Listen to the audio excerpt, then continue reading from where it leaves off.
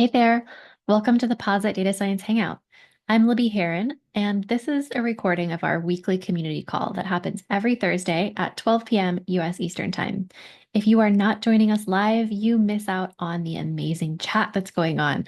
So find the link in the description where you can add our call to your calendar and come hang out with the most supportive, friendly, and funny data community you'll ever experience.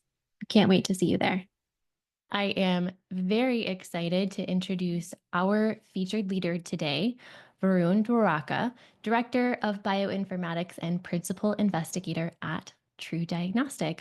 Varun, thank you so much for joining us today. We would love to learn a little bit about you. If you could tell us about yourself, what you do, and what you do for fun.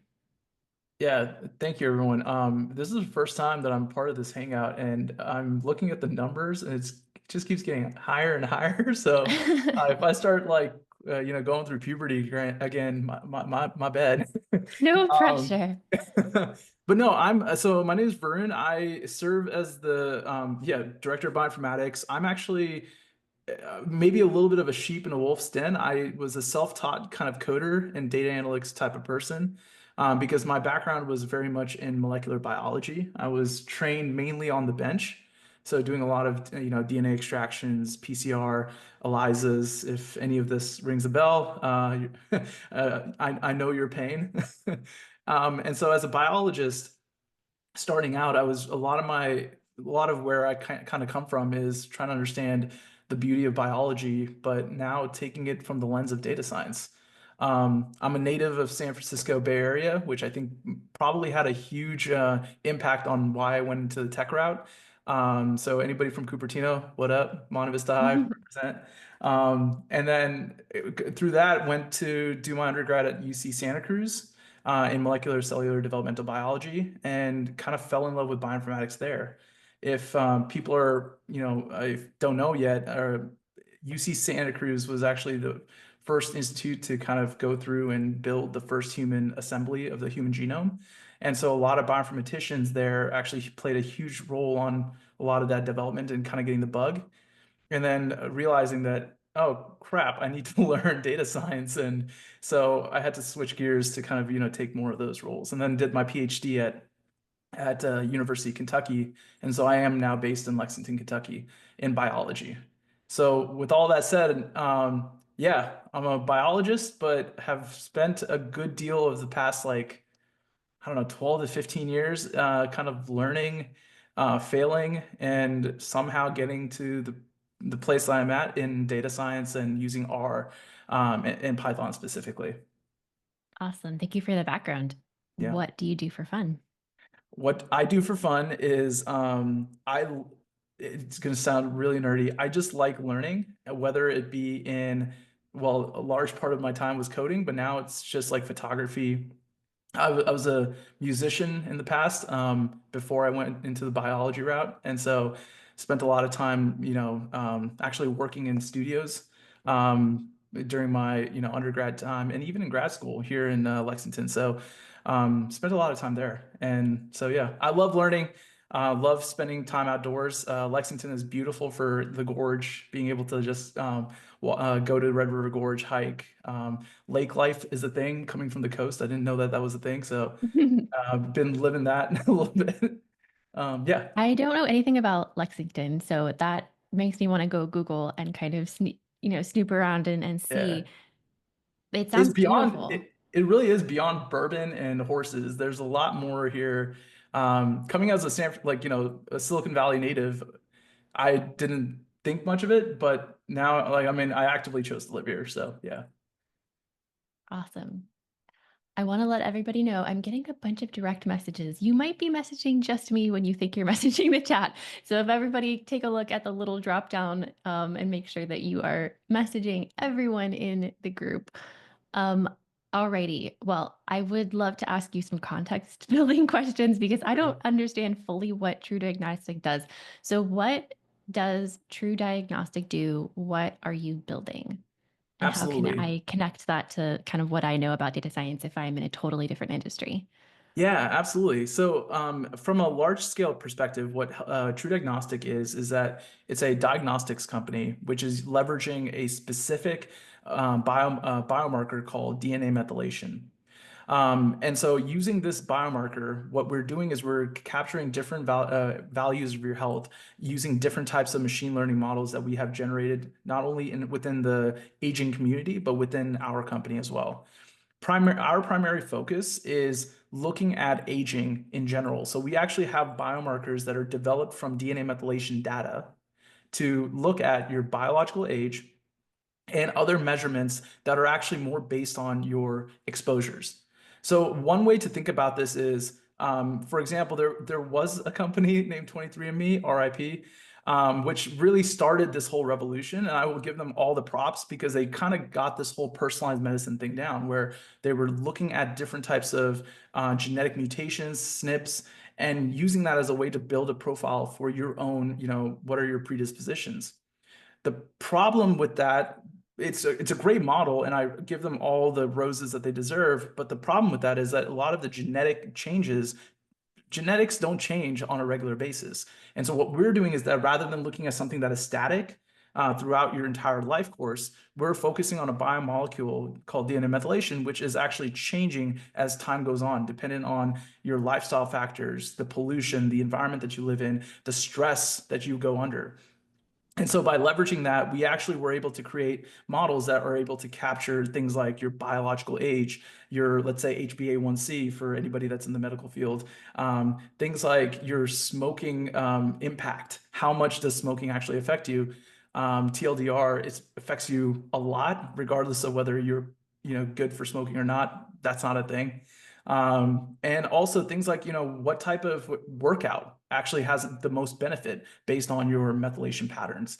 So this goes just beyond whatever your general lab panel is that you go when you go to see a clinician. Not saying that that's not important, but this is at now capturing something that is more exposure based rather than it is, something that's reactive. So really touching on more of the proactive healthcare aspect. Awesome. I wanted to ask one follow-up. Can you give us a better understanding of the direct application of what you're building? So Sure. how would this show up for me in the real world as somebody who knows nothing about biology at all, as a consumer maybe, or a patient? Yeah, absolutely. So let's say somebody comes in and is interested in this whole hype of biological aging or just wants to better understand themselves. They can take our test. What you receive is essentially a value of here is how you are aging, just a one single composite. Some other information that you'll get is okay, not only from the composite, this is your age based on your liver, your brain, your blood, your kidneys, your hormones, things like that, and also certain measurements of like your pace of aging. Now, these are great. And so let's say you come in and you are like, for me, I'm chronologically based on date of birth, 33 years old, but then I report as a 35. My first emotion is, why the heck am I 35 years old? Why am I older? And so in the report, we actually go through and using different types of associations that we figured out through our R&D department, ways to kind of reduce that age value. And so you take that first test, you undergo let's say you take some of those suggestions that are available, like maybe more certain diet changes, maybe a different type of exercise routine, maybe being more mindful about the stress that you're in. You can then maybe modulate those changes and then take another test after the fact. Now, I'm not trying to sell you the test. We also have subscription type of ideas, but it's really that is what we think is the power of taking this type of a test is the looking at the trends. Even if I'm 35 now and I'm 34 the next year, at least I gained that 1 year back. And it's kind of gamifying this whole situation of how do you take that healthcare back and focus on things that are the most important. Now, other places have this same thing. It's not, you can build a biological age test using various different cofactors. But the main point again is going back to the biomarker being based on exposure. So now you're quantifying an age that is based on the exposures and is readily changeable based on that. Awesome. This is making me nervous because I feel like I would test as an 80-year-old woman. Well, I'm not. I'm I get it though, because like I come back, I was really being moderate with my age. I'm actually 38 biologically. And so, the thing though is, are you heading in the right direction, right? It Right. takes it's one of the things to know and then take steps to advance yourself. And that's what Well, we're this, trying to empower. I love it. This is very interesting. This is not a topic I've ever talked to anyone about before. And I think that everybody in the chat has some great questions popping up on Slido. So let's go ahead and ask some of those. The first one is from Saumita, and there is an asterisk here, so I'm going to ask this. Since domain understanding is crucial in data science, how do you see people from general data science breaking into a domain like biology or the broader healthcare domain? Great question, Saumita. That's a fantastic question. It's something that we deal with all the time. Like, for example, the word leader to describe me is something that makes me really uncomfortable because I don't feel like I'm a leader. But the thing that I think that really helps within the team build is that you have someone that is a subject matter or subject domain expert working with the data scientist. In my case, I'll be very honest, my biology trumps more of this of the data science, even though I am skilled and have applied a lot of these data science skills. But for example, one of the team members on my team, Safe, is an excellent machine learning expert. And so while he has a background in, let's say, biology, he hasn't really worked with a lot of the aging space. So it's really, how do you identify individuals within the team and figure out where you fit? So, for example, whenever we're creating these models, a model is as good as the data that you bring in. So we spend a lot of time on the cleaning side, identifying if the samples really are part of, let's say, if we're creating a biological age predictor, do we use a disease cohort? Do we use a healthy cohort? What are the predispositions for the individuals that have those methylation profiles? And so that's where the subject domain can really come into play. But working with a person that is skilled on the machine learning aspect, you don't have to be two people at once. You can have two people kind of in their zones of genius. And I think that that's where, if you're looking to kind of join a company that has this kind of a domain, really identifying what are the assets that you have. As in, it could be do you have a person that really understands epigenetics? Do you have somebody that is a gerontologist who really understands aging? Do you have a machine learning guy? Or gal, like, just whatever. Those are the things that you really need to figure out. Awesome. Thank you. And I'm letting people know when a question is being asked or answered, I'm going to highlight it in Slido. So it should show up for everybody, I think. Hopefully it shows up for you like it does on my side. And then I will mark it as answered so it will go away. But I will try to stick them in the chat as well. All right, Varun, thank you so much for all of that context. I have a question from Kylie. And Kylie, if you would like to unmute and ask that, that'd be great. Yep, sure. Hi, Varun. Hi. So a long time ago, I used to work with microarray data Yep. in a biostatistical context. And one of the key issues that always arose was that for this genomic sequencing data, you have tons and tons of genes, but you may only have a few hundred patients. So the number of parameters you're trying to estimate is vastly more than the people who can inform it. So I'm just wondering, what kind of approaches do you use to solve this high dimensionality problem, or just ensure statistical validity in the work that you do? No, this is a fantastic question, and it really drives a lot of the ML side. So first case scenario is the sample size. One of the reasons why I joined TruDiagnostic right out of my PhD was the fact that they already were amassing 5,000 to 6,000 microarray data sets from 850K Illumina arrays. And so this array is 850,000 sites of CPGs, those are the biomarkers, across 5,000 individuals. But it was the business model that was able to drive the data analytics, because as more people wanted to take their, biological age test, we were able, they consented in us being able to leverage that data to develop more models as time went on. And so specifically, when we develop a model, we look at sample size. And we are developing a lot of these data sets based on the number of samples, or even looking at different established cohorts.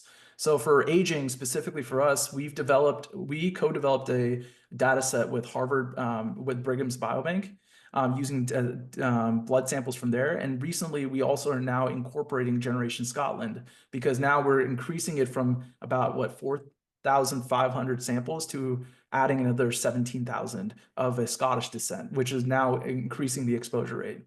So one way that we're trying to do that is exactly that whole thing of increasing the sample sizes, not from only biobanks, but even from our own internal cohort. Next is feature selection. We spend so much time on feature selection, whether it be using some type of epigenome-wide association studies, typically use linear regression, but that assumes the understanding that what you're comparing is a linear model, like it's a linear relationship, which in biology is the death of your entire research program sometimes. But it is a good place to start, and we've had some success with improving the features, so that actually stabilizes the model. For example, when we're doing like sun exposure versus non-exposure. This is another thing that we're working on. I'm happy to talk about that. More recently, Optuna, which I think is available in Python, this is what Safe has been using, it actually does a data-driven approach in terms of being able to hyperparameter selection, I believe. And so there's different ways of parameter tuning that we've been using, but feature selection is honestly, apart from sample size, that I think has a much more impact on how those models are coming out. So I think I might have given more of an answer, but that's really the two things that I can think of off the top of my head that really are driving the success in identifying real meaningful biological signals. No, that's great. Getting the signal from the noise. Thank you so much for all of the fantastic questions that are just pouring in, everybody. They're so good. I'm going to go through and pick some good ones. I really like Amiko's question, actually, that's on top. But don't forget, everybody, you can vote for questions. If you see one that you like and you're like, oh, I want to ask that too, feel free to vote for it. Emiko, are you available? Let me see if I can find you here on my screen to unmute and ask your question. Yes. And the context behind why I like this is because I think that Varun is very specifically going to have some advice here from his experiences. I know. I actually connected to one of the previous questions a tiny bit, but yeah. So I was asked this not long. I was also a bench scientist, and I am no longer doing biology in general, but they were asking, they have limited, they're self-taught, they have very small bioinformatics experience, and they would like to enter into industry, into the bioinformatics route. But given that there's so many bioinformatics graduate students with a lot more experience, they don't really know how to position themselves. Yeah. And so what advice would you give a person like that? Yeah, someone who doesn't have a lot of bioinformatics experience and wants to kind of position themselves to enter this field, which is, yeah, that's I yeah. want to touch on this just a little bit. You didn't learn programming skills in grad school or undergrad, did you, Varun? I took a Python class and almost failed it in undergrad.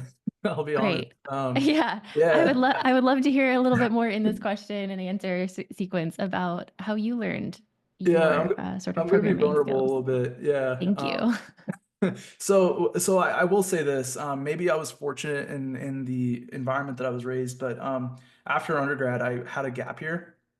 And a lot of the places, especially in the Silicon Valley, I was able to somehow convince a professor to take a chance on me to be a bioinformatics analyst at UC San Francisco. And one of the things that I did mention is hey, I don't really have a lot of bioinformatics background. I know certain terms, I know kind of flowcharts, but haven't really applied it.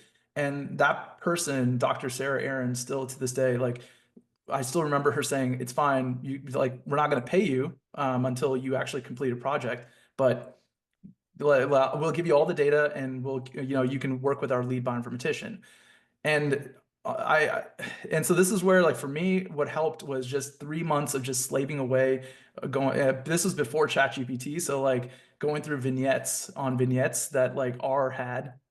and even Python had Stack Overflow back in the day, or I guess 2015 is not really back in the day, but Stack Overflow was where I did a lot of it. So a lot of Google searching and working with an actual data set. I think that was the thing that really clicked in my head, is that whenever I was doing projects in a Python class, it was just so tailored, and I didn't really care for it. But the moment that I was in a lab where the biology really was something I wanted to understand, and I felt like I was actually applying tools that would translate to other places, that really got me motivated to fail a lot.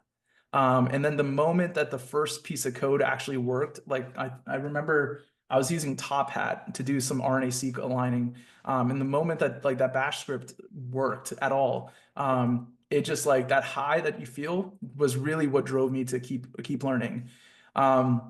And so, that's where like I was given the opportunity to, like the physical challenges and all that weren't really there. So I do appreciate if people are facing that. But when I went into a PhD program, I knew I was like, I got the bioinformatics bug, but I specifically told myself I didn't want to go into a bioinformatics program. I wanted to go into a biology lab because I wanted to understand, I guess to the last point, like what the actual question was, this domain, what was the domain I wanted to study? And a lot of professors at the time, and maybe even now, still don't have a lot of bioinformatics students or bioinformatics help. They're really outsourcing to bioinformaticians. And so I just pretty much like convinced another professor, is like, hey, I have this background. I want to continue this. I just need data. And he was like, yo, hold my beer. I got all the data you need, which again is a specific, example, but like I have all the data.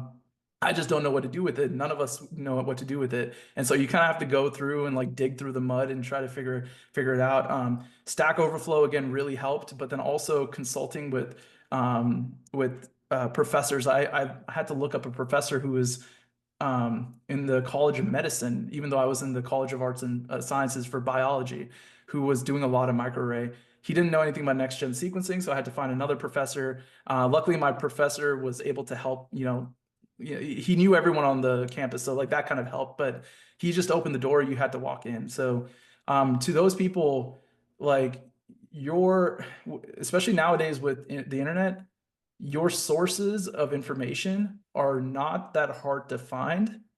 You just have to look for it and and it's like a chat GPT prompt. You have to be very specific with what you're asking for. And I think that, finding that, especially even here on this Hangout, like you'll be surprised at how many people are there that actually can help you. Absolutely. 5,000%. Everybody should get together. Sometimes I talk to people who have been joining the Hangout for a long time, and I'm like, hey, have you ever had a Zoom call with another Hangout member? And they always say no. I'm like, what? Why? You see them every single week. You're connected with them on LinkedIn. Maybe go have a Zoom chat. Maybe I am just a very exuberant Zoom chat asker, but I highly recommend it, everybody. I will add to that, ChatGPT nowadays is like insane when it comes to code building.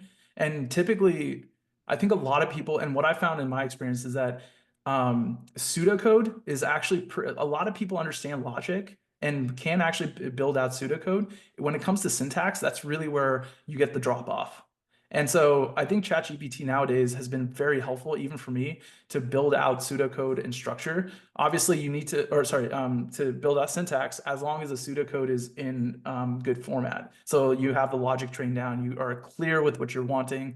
And I mean, the statistical assumptions are very important, regardless of what, you're doing transcriptional data, epigenomic data. I mean, like, I don't know, SNP data, going beyond that. Sorry, I'm blanking right now. But like, No, it's okay. I don't know what any of yeah. those words are anyway, Varun.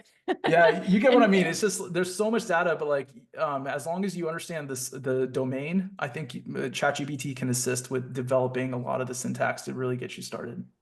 I think that's a great piece of advice. And I honestly, before we had LLMs helping us code, I was asking my students or my code learners to learn pseudocode and to write in pseudocode before they write their code, just because it helps you, your human brain, go through and figure out what you need to do. That is a lesson from computer science that I feel like data science could really, really apply and use even if you are not using LLMs. I see so many people in my frame right now nodding their head. I must have like struck a chord. Everyone's like, yep, pseudocode, pseudocode.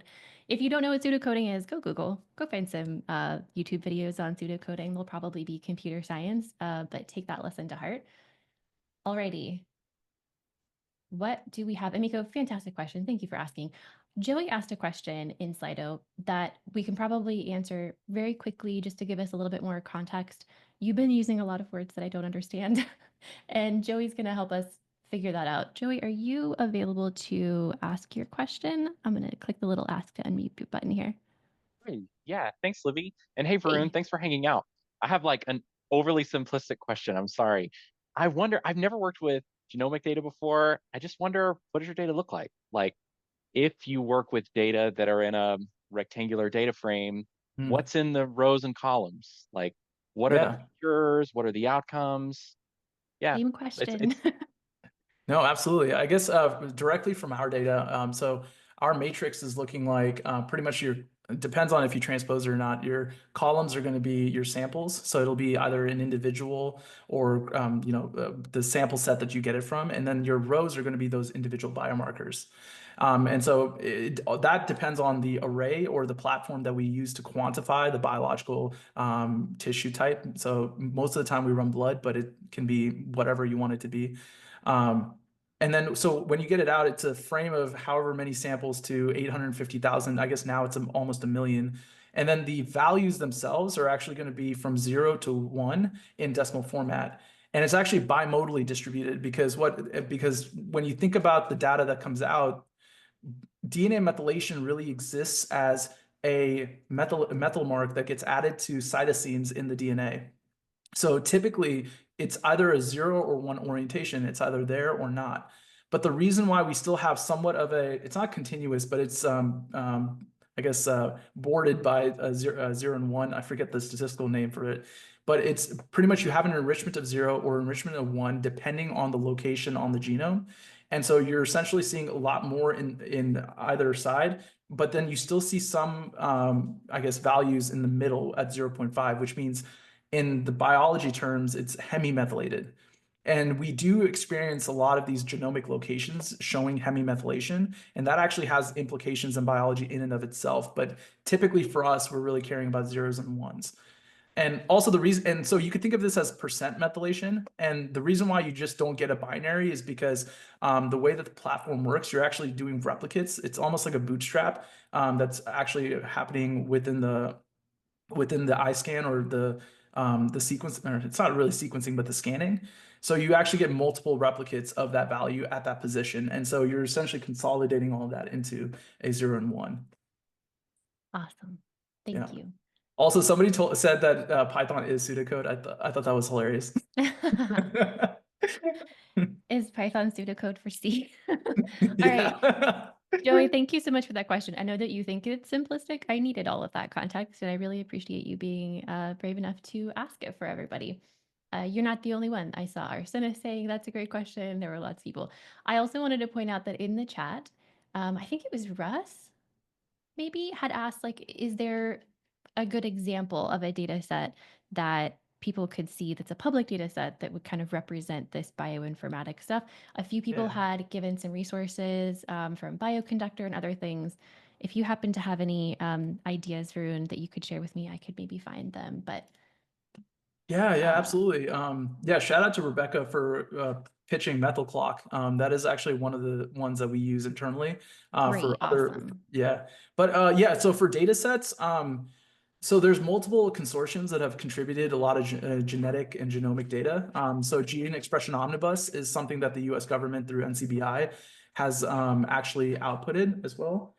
And so there, essentially, you can download because every time you publish a genetic, let's just say genomic or epigenetic type of study, you have to release your data. And so a lot of these university consortiums will release their data and deposit it into Gene Expression Omnibus. You have Array Express as well. One major source, as Rohan said, is also the Human Microbiome Project, if the NIH still has it up. Especially for microbiome, you're going to typically be working with 16S sequencing, but I'm pretty sure there are panels there as well. On the European side, EMBL is another one. I think that they have their own version of a GEO, so you can get it from there. And there are a lot of resources. I like GEO especially because especially during my grad school when I had to like learn how to extract data from like these sources, it had a lot of documentation on how to do it. And again, Stack Overflow, a lot of people on Stack Overflow really helped on that as well. So Amazing. that's usually the first place I would go to. Great. All those are fantastic resources. And I think that some people are going through and linking in the chat. I did try to find Human Microbiome Project, but I think it's down. At least the website's not working. If anybody finds a better link to that, please pop that in the chat for everybody. That would be fantastic. All right. I'm going to call Rohan in. Rohan, I'm going to ask you to unmute and ask your question. Can you guys hear me? Yes. Yeah. Great. All right. So, hi, Varun. I also work in the bioinformatics, biostatistics space. I typically work with microbiome data. One thing that we've noticed is a lot of biotech companies have failed because they are unable to reproduce their results. So how does your firm measure and or handle the reproducibility of analysis results? Yeah, so I mean, so a lot of the times, so I guess it's a the multiple answers I'll kind of give is in the context of our results. Like, let's say we do a interventional trial, we publish it immediately. So we use bioRxiv, and also and if it gets accepted, whatever journal. Also for those, we are able to release all of our source code. The only thing we cannot release as of yet is our models, because ultimately that is kind of what's driving our business. In the past, I mean, in the academic sector, even the models and everything was released. So at least in terms of reproducibility, from the interventional and research side, that's kind of how we're handling it, is just by releasing everything. And then hopefully, I mean, we try to advertise, but hopefully somebody comes in and tries to actually use the data, because again, we have to submit the data to GEO, download it, use the source code. If there's any discrepancies, that's a publication in and of itself that somebody can use. So that's on the, I guess, more on the research side. In terms of our internal firm, again, the reproducibility is on multiple things. The model will stay consistent. Really, the source of variation comes from the platform. So that is very dependent on, for example, the lab side of things, making sure that they're hitting, let's say, ICC correlations, interclass correlations between, what was it? Technical replicates really, and also biological replicates, making sure that they're higher than 0.9, at least 0.96 in terms of these replicates. Making sure that their quants are also highly repeatable as well, and then only using standardized pipelines. Like, so for example, we haven't recreated on the data side how to pre-process methylation data. We use MinFi. And then depending on that, we also have done a lot, we follow a lot of the academic suggestions. There was an entire paper on, like, using this particular normalization pipeline versus this one. And we went through to make sure that that's there as well.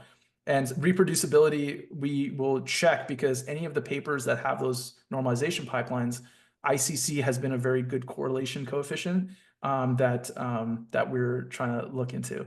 So those are kind of the ways that we touch on the data side and the lab side.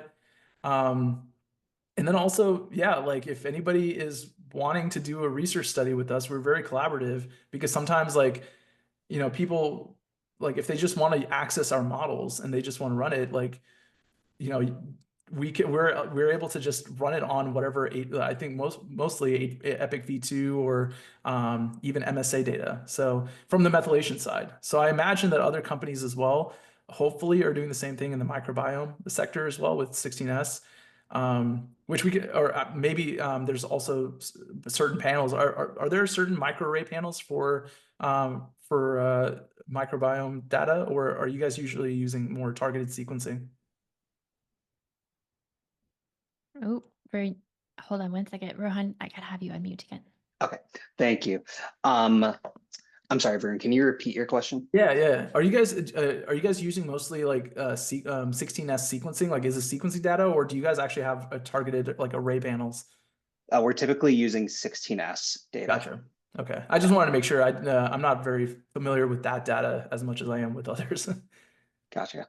Yeah. That's all right. That was a great question, Rohan. Thank you so much for asking. Yeah, And thank you, Varun. Yeah, of course. yeah, I love it.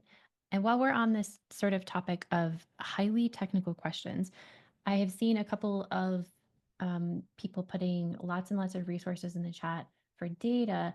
Can we talk a little bit more about tech stack stuff? Like, what languages do you use? What types of models do you use? And as far as other things in your tech stack, like I think you use Posit products. How do you use them? And like, give us a little quick context builder on that. Absolutely, yeah. So kind of going back to what Rohan was mentioning, in terms of reproducibility, we're using a lot of bioconductor packages. So R Okay. is our native like pre-processing and also quantification steps. So like methyl clock that was mentioned is actually from a collaborator of ours, Juan Gonzalez, who I think manages that repository. I think it was methyl clock. And so pretty much like R will handle all the pre-processing just because MinFi has been the one that seems like it translates over to a lot of academic labs and all that.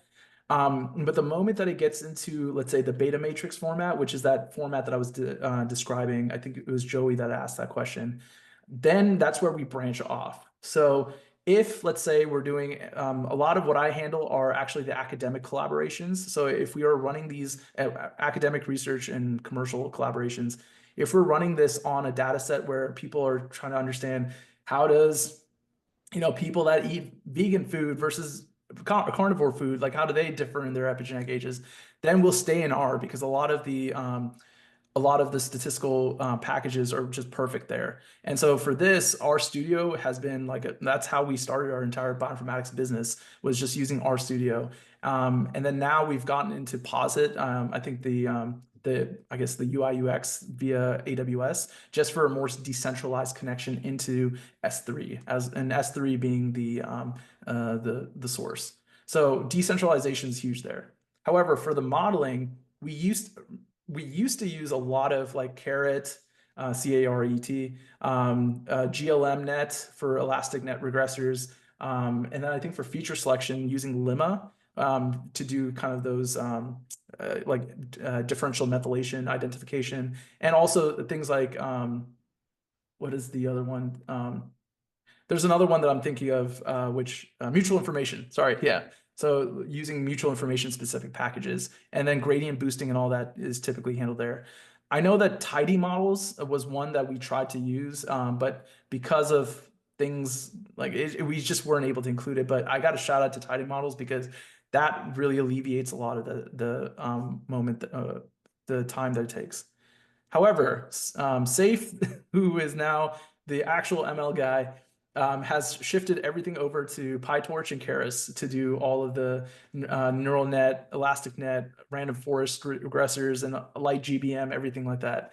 So that's why we still use Posit a little bit there, but I think his kind of attack is SageMaker on AWS, just because we're not running one model at a time. Typically, like for example, this one project that we're working on is we're trying to use DNA methylation as a way to predict metabolite levels.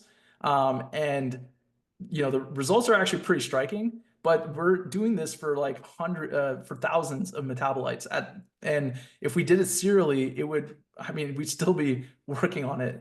And so he's been using SageMaker as a way to just kind of distribute a lot of those trainings so that we're not waiting like decades to have it finish. So yeah, so that's kind of Awesome. how the tech stack looks on that end. And then the engineering team uses Python to kind of wrap it all up and integrate it into our Substack. Thank you, Varun. All right, I have some questions that I would love to get to because we have so many, and we have about 15 minutes left. There are a fair number of questions that are on a similar topic, so I'm going to summarize. That is like, hey, 23andMe thing is happening. Yeah. So aging data is great. It's powerful. It can be helpful for people. but what privacy precautions are you taking for safeguarding information and making sure that there's informed consent and stuff like that? Yeah, I mean, it's that this regulations is a little bit of over my pay grade. I'll be very honest, but this is a question I had, and so HIPAA compliance is huge. Making sure we never store anything on a localized server, because I had to move from HPC, like high performance clusters at my academic institute, to S3. And so S3 actually has a lot of privacy backings that allow us to be able to keep everything there. Anyone who wishes to, AWS S3, it's essentially their data storage, what do you call, I guess, service, if you will. Yeah, Kylie just asked in the chat, so that's a great answer. Yeah, no, I saw the chat. It's really hard to not to laugh because there's some funny stuff going in there too. So apologies if I Look start away laughing. from the chat, Varun. But yeah, so S3, AWS S3 kind of helps with that. We are also, like, anytime that we run through CLIA certification and CAP certification, which is the laboratory type of certification, they also check to make sure that the servers are also protected in order to make sure that patient data is not being there are no loopholes or anything. So that's been there as well. And then anytime somebody wants to delete their data, we'll delete it. We'll delete their entry. We'll delete their IDAT files, which are the raw format of these. And then we also have we have their blood samples, we will destroy it as well. Destroying blood samples is very easy. You could do it even when you don't want to. Uh-oh. All right, there's probably some stories there. Yeah. I have a question from Noor, and Noor, it looks like part of your question has already been answered, but you have a second question that I think would be great. Let me see if I can find you to make sure you can unmute. I'm trying There to you find are. people quickly. So Yeah. Can people hear me? Yeah. Okay, awesome. Let me look up my question again so I remember what I said. Okay. I'm assuming to me talking about the secondly question, which is imputation is always a complex thing. I did a master's in statistics, so I know like that can be your whole entire dissertation, but how do you handle imputation, if at all, in a precision medicine context? Oh, imputation is the bane of. Really asked the worst question you wanted to hear. I'm also a bioinformatician, so I understand. No, I it's picked the spicy question. I did it on purpose. no, I love this. This is exactly how. No, this is a fantastic question, and imputation has been the bane of our existence within the bioinformatics department. Okay, so imputation is essentially if you have missing data. In our case, if a probe is not as reliable in quantifying that CPG site, or let's say, I don't know, metabolite level or whatever, you have a certain detection that it has to pass. If it doesn't pass it, then it just goes as missing, or sometimes you just get missing data. And so, yeah, I guess everyone's describing it. But how we handle imputation is, so initially, if a data set has more than, like commercially, if a data set has more than 85% missingness, we will just rerun the sample. That's actually one of the best things to do, especially because we have a lab. That's one of the perks of working at TruDiagnostic, is that we can actually just rerun the sample and get a new data set. In the cases that we can't, some of the ones that we've used in the past are impute.knn in R, just KNN imputation. But we've also, and actually by we, I have to really shout out Natalia Carreras and Laura, who are on the bioinformatics team, who've actually went through and using our, let's say, I think it was like, 17,000 patient data set, actually tracked average methylation levels across sex, age, and I think a few race and everything, and just replace that with the median of that. Now, is that the best model? No, absolutely not. But this is where, like, if as long as there's like a 85 to 90%, what we're trying to do is just be able to replace it with something that is possibly logical. Now, in the future, or not even in the future, right now, especially in methylation, individuals are using transformer models to create more, to create these imputations. So for example, I think it was called CPGPT. That's literally what it's called. I'll put in the bioarchive maybe soon, or I'll just type it in here. Hold up. GPT. There's a bioarchive for this. Mice is not something that I've used in the past. I would love to. And then methyl GPT. So these are the two that have been coming out, one from Vadim's lab and then others, Lucas, who works for Shift Biosciences. And they've been doing a pretty good job, but the problem there is, again, array-to-array compatibility. So it's a very hand-wavy thing of we haven't figured this out, but we try to use the best that we can, presumably. And so impute.knn is typically the one that we use most of the time. If not, we always base it off of a reference data set there. I'm not sure that mice is something that we've used in the past. And then for Jared, rerunning a sample does not ensure reproducibility though. Well, this is where it kind of comes to making sure that the lab process is we do test for if you take the same biological sample, we're hoping that the ICC is the same, like let's say 0.96 or 0.97. It's not the best method, but I mean, it's better than having 20 let's say what 50% missingness. It's just I think in statistics, it's like you just are trying to minimize the error as much as possible. That batch correction is at least something we're really well aware of how to deal with versus imputation, which is a whole other note. Basically, for context, when you rerun a sample, you are taking into account you may have batch issues because when you run a bunch of samples, that's statistically a batch. You run another bunch of samples, there may be some technical variation that they may knocked in. Ask me how I know. I may have residual trauma. Oh feel your man, we're pain, getting yeah. vulnerable here, Noor. All right, I will say awesome. this. Sorry, I did want to No, say go like, ahead. a lot of what I was talking about was commercially, but whenever we're running like interventional data, we have a lot more control with accounting for variation. So like, for example, we can calculate the principal components, the first 3 to 5 of their control probes between each of the B chips. We can also account, we can look at the correlations between, let's say, B chip ID. So like we run 8 at a time. And so each B chip will innately have some level of variance. And so we can account for that as an adjustment factor using some type of generalized linear model or, generalized bimodal, whatever lemma runs that the assumptions behind that negative binomial distribution model. So I think it's a moderated t-test at that point. So there's a lot more control on like this on the research side where we actually have a finite number of samples, but when we're running it commercially, we just have to account for this a little bit more on the fly. Okay, great.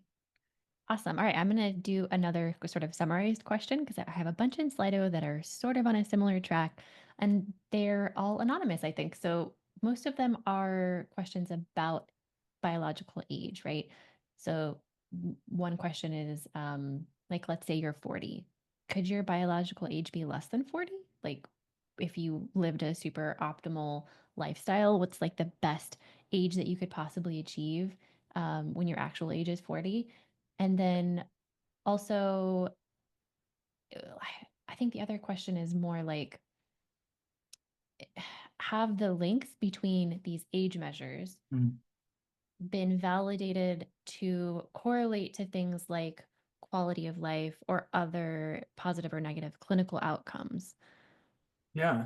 I think for number one, we see this a lot. Actually, like a lot of our team, like CEO and everyone, they take this test pretty routinely, and we see that a lot of the times they're scoring less. For me, I'm scoring higher, but they're scoring less, and I've asked them why.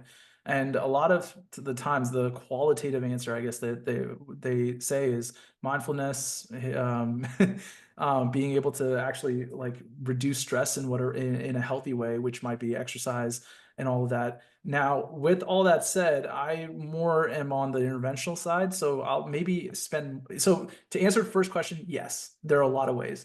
That kind of bleeds into the second question, which is, the reason why we've been using DNA methylation is because what was noticed when it first was developed by Steve Horvath is that the margin of error, he couldn't actually create a model that was like 100% on the dot for chronological age, because the way he was developing this is essentially chronological age on the left of the tilde, and then putting all of your biomarkers on the right, and then running a penalized regression model and selecting for which of the CPGs were able to predict this with the lowest mean absolute error. And so he was trying to minimize it because it would be a forensic tool, right? You could get like a blood sample and then just be able to run it and then get a very precise age measure. But the theoretical limit that he was always hitting a little bit was 3.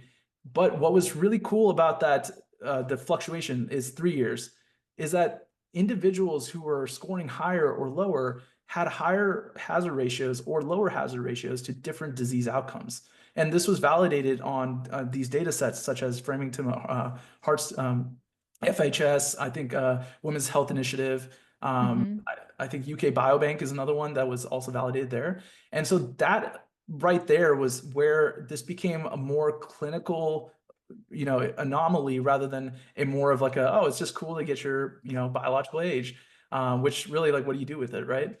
And so ultimately for us, we don't care about the number. What we care about is the relationship of that number to the outcome of disease, which is why DNA methylation was our biomarker of choice.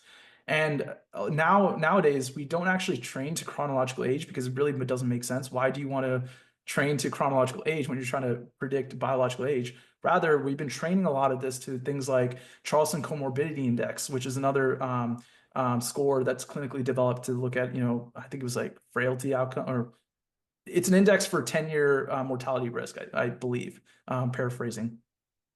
And so we already have these scores, but like the idea of training it to here is to capture those molecular diagnostics, which then in turn turns into much more of a relationship to disease outcome. Fantastic. Those were all amazing questions. Some people in the chat have helpfully put some spelling and stuff in there, including Azuka. Thank you for the Framingham study. All right.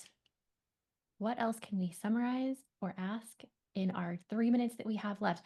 There are several questions that are basically asking for advice, and they're anonymous. So I would love to sort of wrap them up in a career advice question, because there are a lot of questions that are sort of like, what would you have done differently as a student? And I know that you, from previous conversations with you, were you a fantastic student? Did you always think you were going to go get a PhD? Tell me about your life lessons, Varun. No, Give us some career advice. No, man. I mean, my GPA in undergrad was like at 2.8, and so like it was pretty bad. But I think I don't know. I don't think I would have.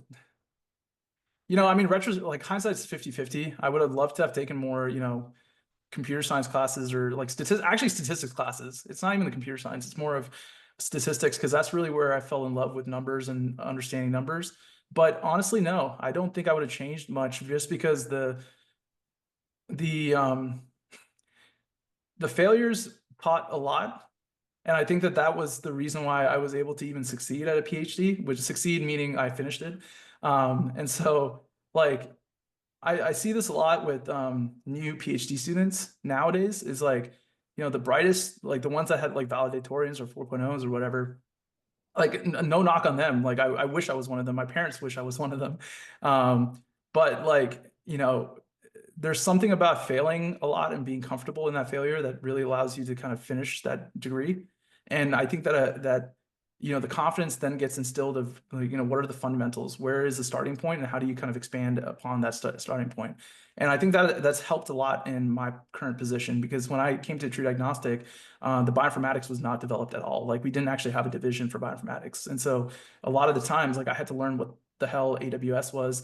I had to figure out what modeling was, like in the context of like, how do I actually deploy GLMNet? And then later is like, how do I make this more efficient and then be able to do a little bit more of a reproducible aspect? So I think the failures allowed me to be more comfortable when, like, I love that background of, I believe it was Luke, where everything's on fire and you're still like, okay, this is fine. Like, so I think it all just kind of comes down to like that. So yeah, accept failure as a really good teaching tool. Wonderful. Thank you. Yeah, Varun, you said something hilarious to me the last time we spoke, which was something like, yeah, I was kind of like burned out after my PhD, and I thought maybe going to join a startup would like get me away from that and help me relax. I was like, you thought that joining a startup would be relaxing? I was discombobulated. I also thought about moving to Nashville and, just being a barista at some like, trendy like coffee shop and then trying to make it into the music business. And so I think we don't you're among a lot of other musicians here. Everybody who's a musician, raise your hand really quickly in the chat or in your camera because gotta see for this. some reason musicians and data science go together. Well, Varun, thank you so much for joining us. I had a wonderful time in this talk. Um, I would love to chat with you again, and I'll probably ping you on LinkedIn later to see if I can ask you some more questions, get some more resources.